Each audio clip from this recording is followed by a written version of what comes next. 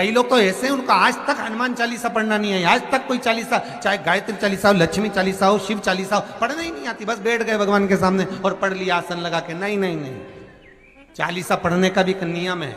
अगर कोई लक्ष्य लेकर पढ़ रहे हो तो उसका एक नियम है। पूरी जिंदगी पढ़ते रहोगे तो भगवान की प्राप्ति नहीं है, पर लक्ष्य लेकर अगर पढ़ा है आसन से, जिस भगवान की चालीसा पढ़ रहे हो उसकी मूर्ति या उसका फोटो आपके सामने होना चाहिए।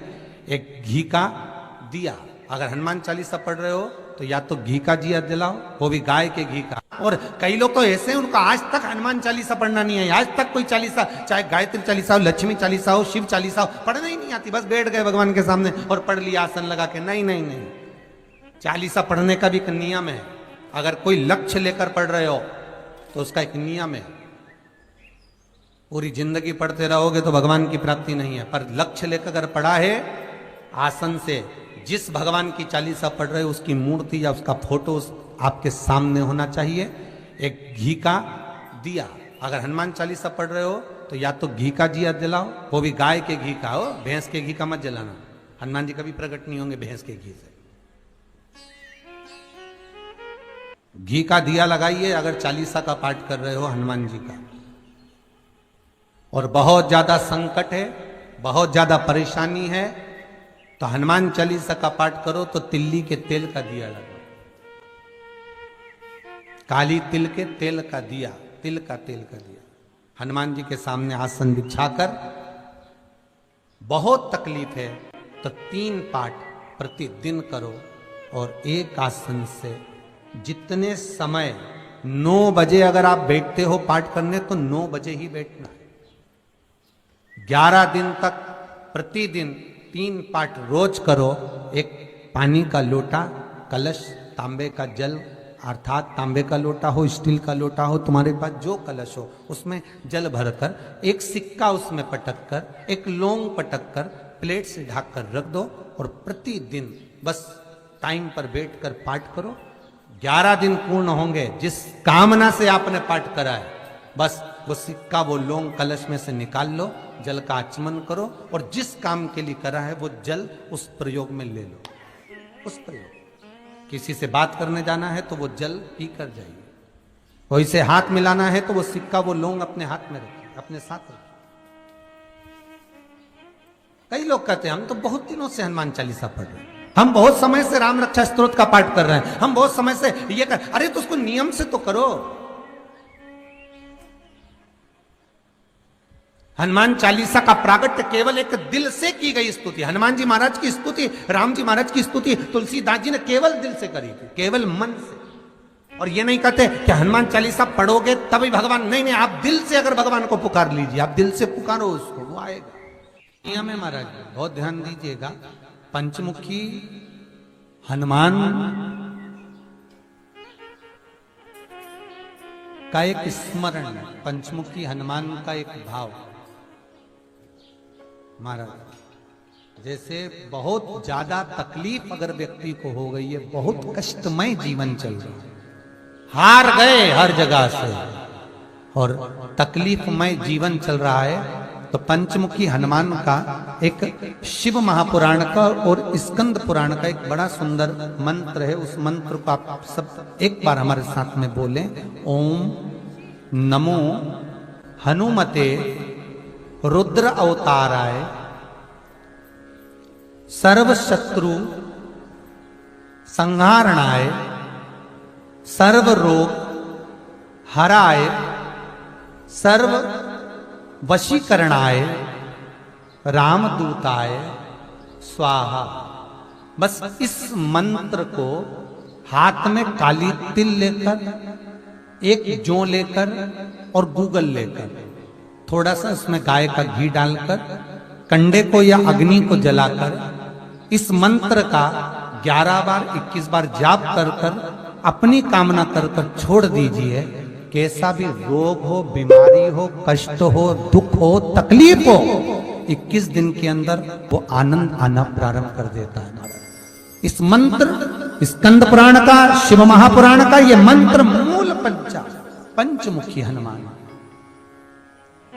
सुख देंगे। और एक और चीज याद रखिए महाराज,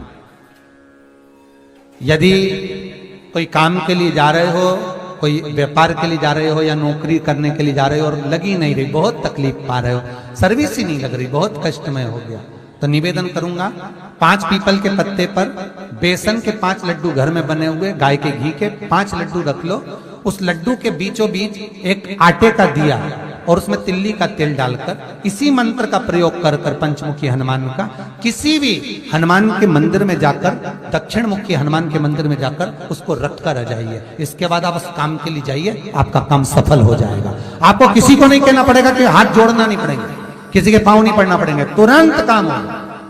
बस इस मंत्र का स्मरण कर कर पंचमुखी हनुमान का भूतेश्वर जो मंत्र है वो सुख देने वाला, आनंद देने वाला, सहज नहीं महाराज, सुख की खान है, आनंद की राशियां में महाराज आप कोई बहुत बड़ा काम करने जा रहे हो, बहुत बड़ा यज्ञ अनुष्ठान, विवाह, शादी आदि आदि फंक्शन करने जा रहे हो, 4 दिन 8 दिन के लिए आप घर से बाहर जा रहे हो और आपको लगता है कि घर में ताला कैसे लगाएं, तो निवेदन है एक तांबे के कलश में जल भर लीजिए और जल भरकर उसमें थोड़ी सी काली तिल डाल दीजिए, भूतेश्वर शिव का नाम लेकर। कौन से शिव का?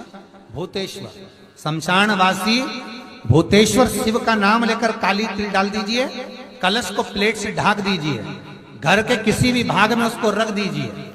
उसके बाद आप चले जाए। किसी की सामर्थ्यता नहीं है कि उस घर में कोई पांव रखे, किसी की सामर्थ्यता नहीं है। और अगर कोई भूले से पांव भी रख दिया तो 22 दिन या 21 दिन के अंदर उसको, जैसे लोगों को हवा आती है ना, बस उसको चक्कर आना चालू हुआ, बाल खोल खोल के घुमा मिलेगा। शास्त्र प्रमाण करता है हमारा भूतेश्वर शिव। ये कलश जो होता है ना, जल का जो पात्र होता है, ये साधारण नहीं होता, सहज नहीं होता महाराज। जैसे आज आपने मेरी लाज रखी, रक्षा करी और किसी को आने नहीं दिया, विनती स्वीकार करना।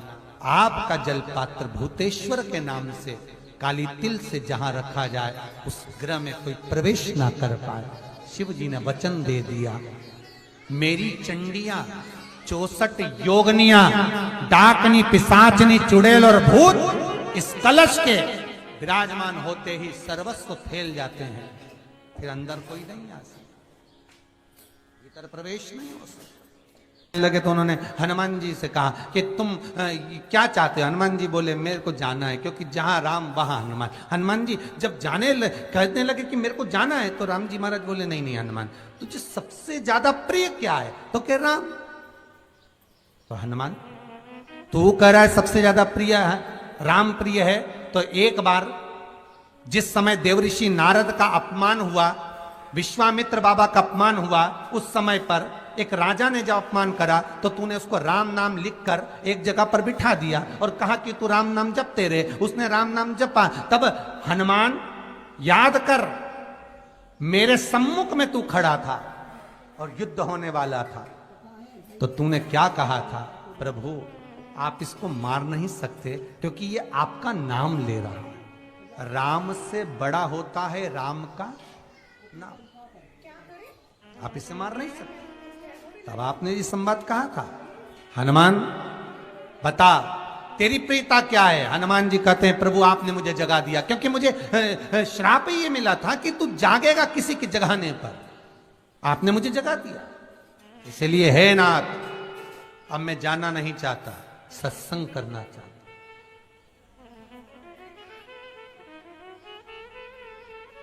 श्री राम जी का चरित्र है, अब मैं सत्संग करूंगा, भजन करूंगा, नाम जाप करूंगा। पर राम जी जानते हैं हनुमान से कहा, हनुमान मेरा जाने का समय आ गया, मुझे तो जाना पड़ेगा ना।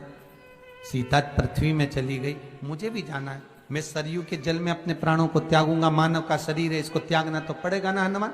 हनुमान जी बोले तो त्याग दो, त्यागने में क्या दिक्कत है, त्यागो आप तो। पर दिक्कत एक बहुत बड़ी है। तो राम जी ने जैसे कहा दिक्कत बहुत बड़ी है, तो हनुमान जी पूछे ऐसी कौन सी दिक्कत है?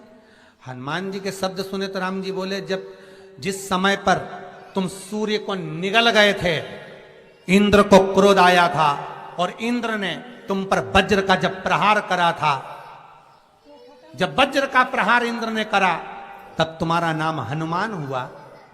तब सारे देवी देवताओं ने तुम्हें वर प्रदान करा।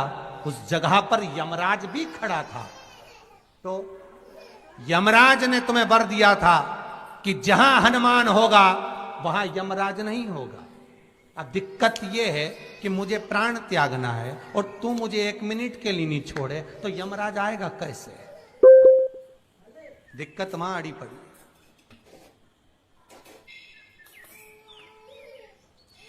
हनुमान जी मुस्कुरा के बोले राम जी महाराज से, प्रभु मैं आपके बिना रह नहीं सकता। तो राम जी बोले, मैं भी जानता हूं कि तू मेरे बिना नहीं रह सकता, पर एक काम तो कर सकता है ना। क्या? मैं अगर कोई काम बताऊंगा तो तू करेगा कि नहीं करेगा? हनुमान जी बोले, आपका काम और मैं ना करूं, ऐसा कभी हुआ है? जरूर करूंगा। ठीक है। बस अब राम जी महाराज ने सोच लिया कि हनुमान को जाने से पहले काम पर लगाना। अब वो कौन सा काम था? बोलो रे भाई। हनुमान जी को कहां काम पर लगाया राम जी ने? किस जगह पर काम पर लगाया? अरे सभी ने रामचरितमानस सुनी है, खूब सुनी, जल्दी बताओ। राम जी महाराज ने प्राण त्यागते समय, सरयू जी में प्राणों को देते समय, राम जी ने हनुमान जी को किस काम में लगाया था? कि राम जी ने अपने हाथ की एक मुद्रिका जिस पे राम लिखा हुआ था, वो मुद्रिका एक अयोध्या की एक सरंग में जमीन में डाल दिया और हनुमान से कहा, जरा ढूंढ के लेके आ, मैं अभी घूम कर आया। और हनुमान जी तलातल रसातल भूमि के नीचे पताल में चले गए उस मुद्रिका को ढूंढने के लिए जिस पे राम लिखा है। और हनुमान जी पूछते भी जा रहे हैं, राम कहाँ है? राम की मुद्रिका पड़ी थी, राम की अंगूठी है। अब राम का ही सत्संग करते करते जा रहे हैं और राम जी चले गए सरयू, क्योंकि हनुमान अगर होगा तो यमराज नहीं आ सकता। हनुमान को यहां से हटाना पड़ेगा, तब यमराज लेने के लिए आ सकता। तब यम आए, और क्योंकि यम अपने नियम को धारण करेगा, चाहे कृष्ण हो चाहे राम। वही बात फिर याद कर लीजिए, अच्छा कर्म करिए, कर्म का दंड तो भगवान को भी भोगना पड़ता है। अगर कोई अदालत में केस चल रहा है, बहुत बड़ी समस्या में आप पड़ गए, बहुत बड़ा टेंशन बिल्कुल आकर खड़ा हो गया है, तो चंदन, एक लाल चंदन बाजार में मिलता है, पूजन वालों के यहां पूछना, लाल चंदन आता है। वो लाल चंदन को घिस कर उसमें थोड़ा सा तिल्ली का तेल डालकर महाराज हाथ में चंदन को लेकर शिवलिंग पर लगाएं और बड़ के पेड़ के नीचे, बड़ के जड़ में जाकर बटकेश्वर महादेव का नाम लेकर उस चंदन को लगाएं। उसी चंदन का हाथ किसी रुमाल पर लगा लीजिए और उस रुमाल को जेब में रखकर, कोई बहुत ज्यादा दिक्कत और परेशानी है उस स्थान पर उसको लेकर बैठ जाइए। मन को भी शांति होगी, कार्य भी सफल होगा और सफलता प्राप्त होगी। बस तुमरुका जी का नाम का उसमें स्मरण करना है, कोई सहज नाम नहीं है। फिर निवेदन करूंगा, नारी अगर बच्चे को जन्म देती है और बच्चा 4 महीना 6 महीने तक गर्भ में रहता है, उसके बाद अवर्षण हो जाता है, तो एक नरियल पर, श्रीफल पर स्त्री के हाइट की, मोली, मोली मतलब नाड़ा जो हाथ में बांधते हैं, लच्छा, उसको नाप लीजिए और तुमरुका जी का नाम लेकर उस नरियल पर लपेट कर अपना नाम और गोत्र बोलकर शंकर जी के शिवलिंग के पास में, जो जलाधारी होती है चारों तरफ, शिवलिंग के पास में वहां रख दी। शिव के शिवलिंग का स्पर्श करिए, एक बेलपत्र उठाकर मंदिर की चौखट पर खा लो, तुमरुका जी का नाम लेकर। महाराज, होने वाला जो बच्चा है वो पूर्ण होगा, बीच में अवर्षण नहीं होगा, बच्चा समाप्त नहीं होगा महाराज, और स्वस्थ उत्पन्न होगा। ये तुमरुका जी का नाम जीवन में सुख की अनुभूति कराने वाला, आनंद की अनुभूति कराने, सहज नहीं है। शंकर का अनुमोदन, शिव का स्मरण, स्वयं शंकर और पार्वती भगवान आनंद के साथ में चलते। और कई ऐसी हैं जिन्होंने बांधी और तो नहीं हुई है, तो उसके लिए भी ध्यान रखिए। 18 साल हो जाए। कई माताएं कहती है गुरुजी हमने सफेद आंकड़े की जड़ बांधी और मान लो संतान हुई। और कई ऐसी हैं जिन्होंने बांधी और तो नहीं हुई है, तो उसके लिए भी ध्यान रखिएगा। 18 साल हो जाएं, 17 साल हो जाएं, 10 साल हो जाएं, 12 साल हो जाएं और घर में बच्चा नहीं है, संतान नहीं है, तो प्रयास करना सफेद आंकड़े की जड़ को लेना, तुमरुका जी का नाम लेकर 21 बार शिवलिंग पे से घुमाना, रजस्वला धर्म के 7वें दिन कमर पर बांध लेना और उसी दिन से एक पीपल का पत्ता मंगवाना, शंकर भगवान पर चढ़वाना और पीपल के पत्ते को गौ माता के दूध में उसको उकलवाना। ठीक है, उकलवाकर ठंडा करवाकर पत्ते को बाहर ठंडा करने में डाल देना। दूध जब ठंडा हो जाए हथेली पर उस गिलास को रखना और भगवान शिव का तुमरुका जी का नाम लेकर उसको पीना चालू कर देना। लगभग 8 दिन 15 दिन उस दूध का पान कर कर फिर विश्राम करें। मारे संतान की प्राप्ति अवश्य हो, संतान अवश्य प्राप्त हो। पीपल के वृक्ष में स्वयं मेरे भगवान शिव आनंद वास निवास करते हैं। बाबा भोलेनाथ स्वतः निवास कर रहे हैं। केवल एक पीपल के वृक्ष में कितना सुंदर लिखा पद्म पुराण में कि 52,000 ब्राह्मण का एक साथ निवास पीपल के वृक्ष में होता है। एक साथ में महाराज जिसकी फैक्ट्री नहीं चलती हो, प्रॉपर्टी की आप खरीदारी बेचादारी करते हो, प्रॉपर्टी से जुड़ा हुआ काम करते हो या लोहे से जुड़ा हुआ करते हो या फैक्ट्री आदि का कर्म करते हो, कोई मैन्युफैक्चरिंग करते हो, वो नहीं चल रहा, तो हनुमान जी के उल्टे पांव का सिंदूर लीजिए और हनुमान जी के दूसरे नंबर के भाई गतिमान का नाम लीजिए। किसका नाम लेना है? गतिमान। गतिमान का नाम लेकर फैक्ट्री के बाहर या फैक्ट्री पर एक स्वस्तिक का निर्माण कर दीजिए। हनुमान जी के उल्टे पांव के सिंदूर और गतिमान का नाम। कभी आपकी फैक्ट्री कोई काम नहीं निकालेगी, उन्नति की ओर ही लेकर जाएगी, कभी घाटे की ओर नहीं जाएगी। गतिमान का नाम। रतिमान, केतुमान, मतिमान, ये जितने भी नाम है हनुमान जी के भाइयों के, ये सब कल्याण करते। एक एक नाम कल्याण करते हमारे। एक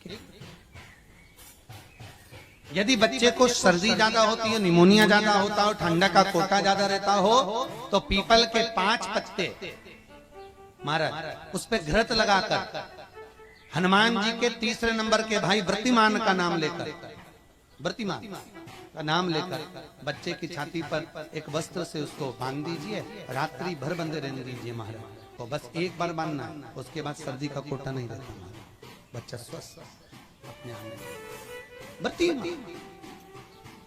हनुमान जी महाराज के जितने भी भाई हैं सबका आनंद सुख चरणारविंद। अगर किसी पति पत्नी में झगड़ा चल रहा हो, प्रेम नहीं बढ़ रहा हो, बहुत क्लेश हुई और अदालत में बात पहुंच गई, तलाक होने वाला है, तो भी गतिमान का नाम लेकर हनुमान जी के मंदिर में एक ध्वजा लगा दी जाती है और उस पर ध्वजा पर स्वस्तिक बना दिया जाता है गतिमान का नाम लेकर। तो पति पत्नी का प्रेम वापस बढ़ जाता है और तलाक नहीं होता है महाराज। जिसका तलाक नहीं चाहिए, अगर मन से सोच के बैठे कि तलाक चाहिए तो मत करो, पर नहीं चाहिए, प्रेम बढ़ाना है, उसके लिए गतिमान। अपना कोई पैसा अटक जाता है, कोई कार्य अटक जाता है, कोई फाइल अटक जाती है, कोई काम नहीं होता, तो 5 जगह पर जल चढ़ाना प्रारंभ कर देते। पहला, ये शिवलिंग जलाधारी, बीच में अशोक सुंदरी का स्थान, 5 जगह पर हम जल चढ़ाना प्रारंभ कर देते जब कोई काम अटकता। पहला गणेश जी के स्थान, दूसरा षडानंद कार्तिकेय का स्थान, तीसरे नंबर पर अशोक सुंदरी का स्थान, चौथे नंबर पर जलाधारी के चारों तरफ और 5वां शिवलिंग का स्थान।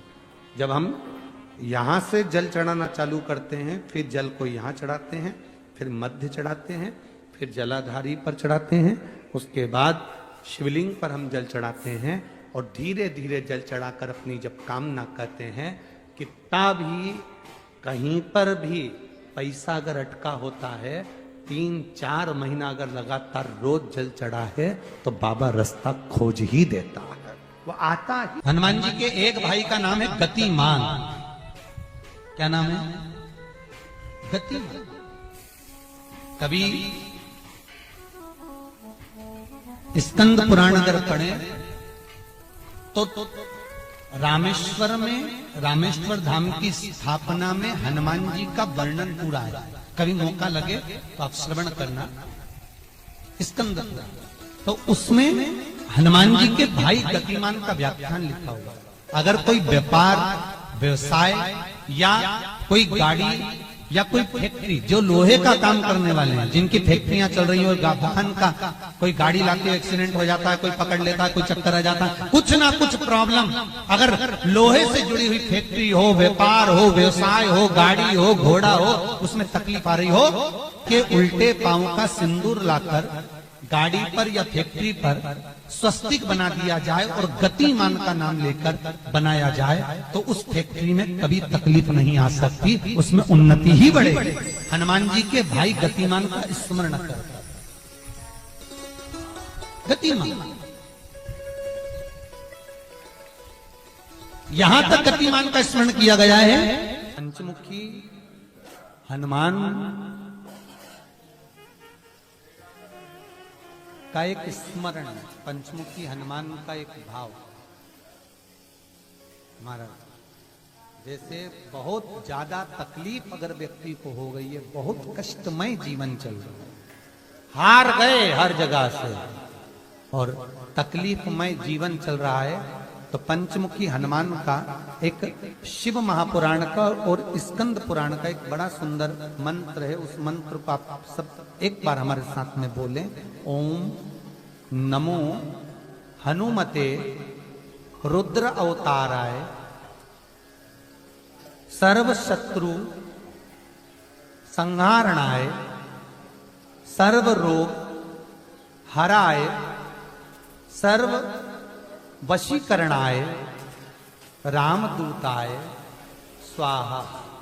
बस इस मंत्र को हाथ में काली तिल लेकर, एक जौ लेकर और गूगल लेकर, थोड़ा सा इसमें गाय का घी डालकर, कंडे को या अग्नि को जलाकर इस मंत्र का 11 बार 21 बार जाप कर कर अपनी कामना कर कर छोड़ दीजिए। कैसा भी रोग हो, बीमारी हो, कष्ट हो, दुख हो, तकलीफ हो, 21 दिन के अंदर वो आनंद आना प्रारंभ कर देता है। इस मंत्र, स्कंद पुराण का, शिव महापुराण का ये मंत्र मूल पंचमुखी हनुमान सुख देंगे। और एक और चीज याद रखिए हमारा, यदि कोई काम के लिए जा रहे हो, कोई व्यापार के लिए जा रहे हो या नौकरी करने के लिए जा रहे हो और लगी नहीं रही, बहुत तकलीफ पा रहे हो, सर्विस ही नहीं लग रही, बहुत कष्टमय हो गया, तो निवेदन करूंगा 5 पीपल के पत्ते पर बेसन के 5 लड्डू घर में बने हुए, गाय के घी के 5 लड्डू रख लो, उस लड्डू के बीचों बीच एक आटे का दिया और उसमें तिल्ली का तेल डालकर इसी मंत्र का प्रयोग कर कर पंचमुखी हनुमान का किसी भी हनुमान के मंदिर में जाकर, दक्षिण मुखी हनुमान के मंदिर में जाकर उसको रख कर आ जाइए। इसके बाद आप उस काम के लिए आपको किसी को नहीं कहना पड़ेगा कि हाथ जोड़ना नहीं पड़ेंगे, किसी के पांव नहीं पड़ना पड़ेंगे, तुरंत काम होगा। बस इस मंत्र का स्मरण कर कर पंचमुखी हनुमान का भूतेश्वर जो मंत्र है वो सुख देने वाला। जैसे बहुत ज्यादा तकलीफ अगर व्यक्ति को हो गई है, बहुत कष्टमय जीवन चल रहा है, हार गए हर जगह से और तकलीफमय जीवन चल रहा है, तो पंचमुखी हनुमान का एक शिव महापुराण का और स्कंद पुराण का एक बड़ा सुंदर मंत्र है। उस मंत्र को आप सब एक बार हमारे साथ में बोलें। ओम नमो हनुमते रुद्र अवताराय सर्व शत्रु संहारणाय सर्व रोग हराय सर्व वशीकरणाय रामदूताय स्वाहा।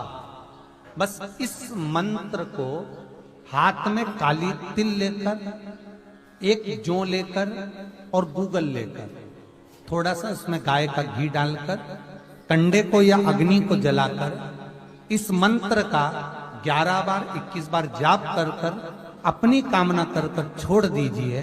कैसा भी रोग हो, बीमारी हो, कष्ट हो, दुख हो, तकलीफ हो, 21 दिन के अंदर वो आनंद आना प्रारंभ कर देता है।